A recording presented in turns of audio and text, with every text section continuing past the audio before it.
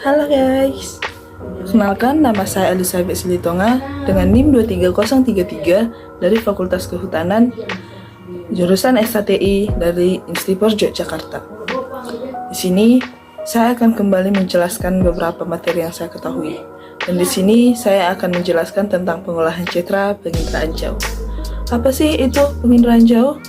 Nah, penginderaan jauh atau remote sensing merupakan cara untuk memperoleh, mengolah, dan menganalisis data tentang suatu objek di permukaan bumi untuk mengetahui karakteristik objek tanpa melakukan kontak langsung dengan objek tersebut.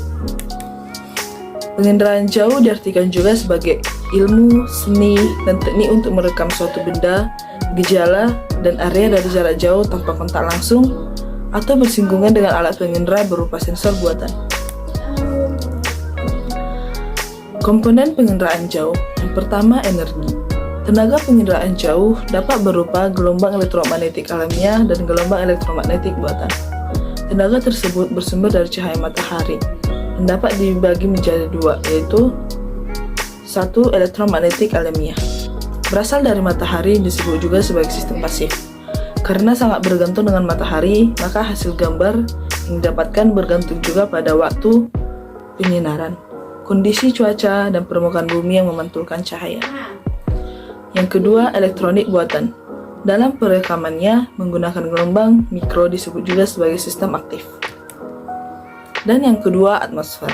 Di atmosfer ini terdapat molekul gas yang dapat menyerap, memantulkan, dan mempengaruhi tenaga elektromagnetik yang dapat mencapai permukaan bumi.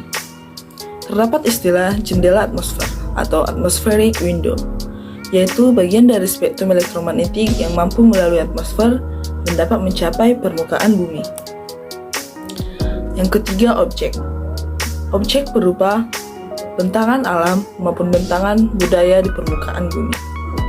Yang keempat, sensor, yang digunakan untuk melacak, mendeteksi, dan merekam objek-objek di alam dalam jangkauan tertentu. Yang kelima, pengolahan data atau perolehan data. Dilakukan dengan cara manual, yaitu dengan cara menginterpretasikan foto udara secara visual dan cara digital atau numerik dengan menggunakan komputer. Yang keenam, penggunaan data. Sebagai tolak ukur keberhasilan aplikasi penginderaan jauh dipengaruhi oleh pengetahuan disiplin ilmu masing-masing, baik lembaga maupun perorangan. Yang pertama ada citra foto. Bedakan berdasarkan spektrum elektromagnetik yang digunakan, posisi sumbu kamera, sudut liputan kamera, warna yang digunakan, dan wahana yang digunakan. Berdasarkan sumbu kamera terdapat dua citra foto. Yang pertama, foto vertikal. Sumbu kamera tegak lurus terhadap permukaan bumi. Yang kedua, foto condong atau miring, menyudut terhadap garis tegak lurus pada permukaan bumi dengan besar sudut 100 derajat. Foto yang kedua, foto sangat condong atau high oblique photograph.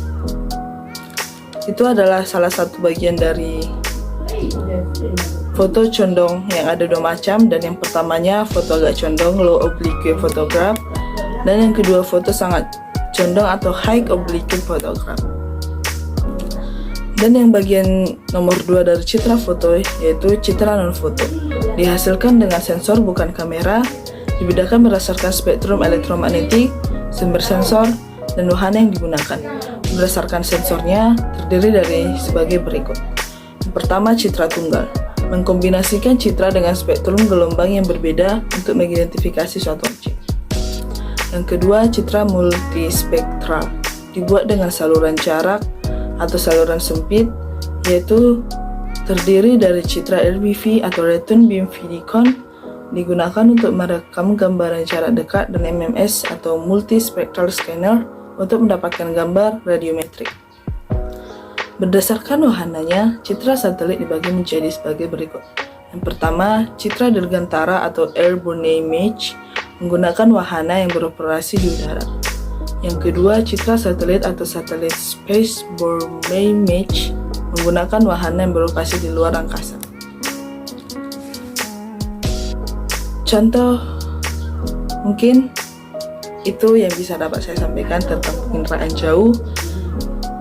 Kurang lebihnya dari penjelasan saya mohon maaf karena Mungkin yang bisa dapat saya sampaikan dan yang saya ketahui tentang pengendaraan jauh sampai di sini saja. Terima kasih sudah menonton. Saya ucapkan selamat tinggal. Bye-bye.